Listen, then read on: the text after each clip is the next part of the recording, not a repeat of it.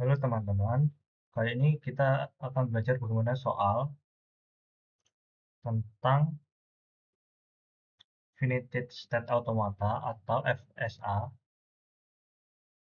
bisa disusun berdasarkan referensi buku teori bahasa dan automata karya Sumarno dan kawan-kawan. Dalam buku Sumarno, FSA didefinisikan sebagai sebuah mesin abstrak yang formalnya terdiri dari 5 komponen, yaitu himpunan state, alfabet input, fungsi transisi, start state, dan final state.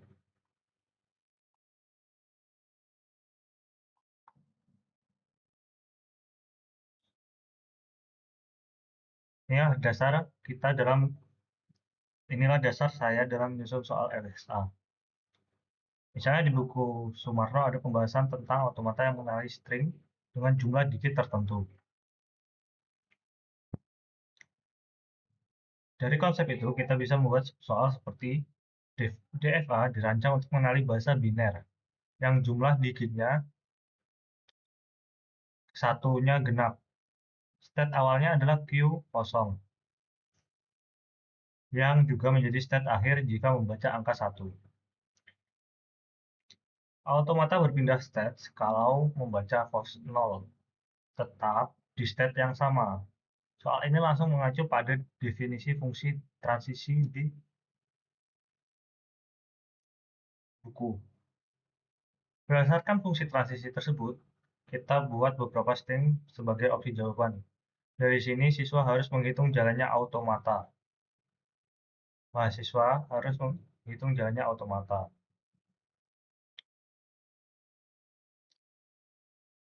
Contohnya, string 001 mengandung 2 angka. Nah, saya kasih.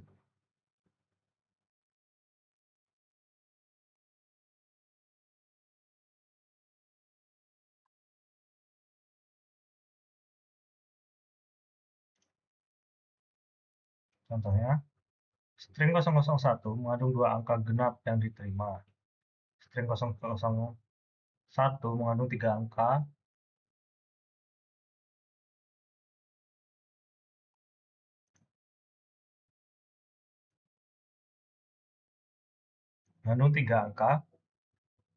ganjil atau ditolak. Nah, inilah cara soal dibuat sesuai prinsip PSA dalam buku Sumarno. Mahasiswa harus mensimulasikan perjalanan automata dari start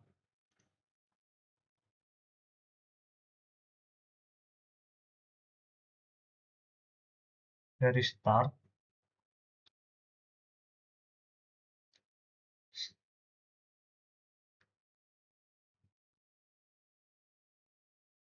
set sampai final set.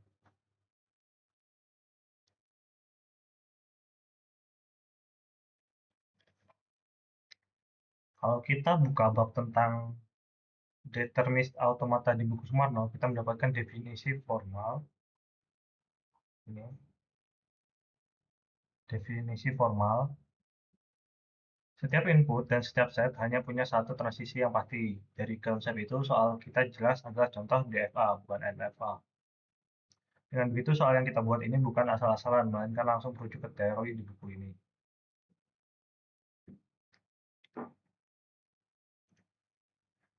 Makanya soal ini terbuat 10% dirancang untuk semua string jumlahnya 01, yaitu jumlah digitnya satunya genap. Lalu, jadi kesimpulannya soal FSA yang tadi kita buat berdasarkan dari definisi formal atau yang saya buat dari definisi formal automata di buku teori bahasa automata oleh Sumarno dan kawan-kawan. Dengan begitu, soal ini latihan ini tidak hanya melatih logika, tapi juga memperkuat pemahaman teori dari referensi asli.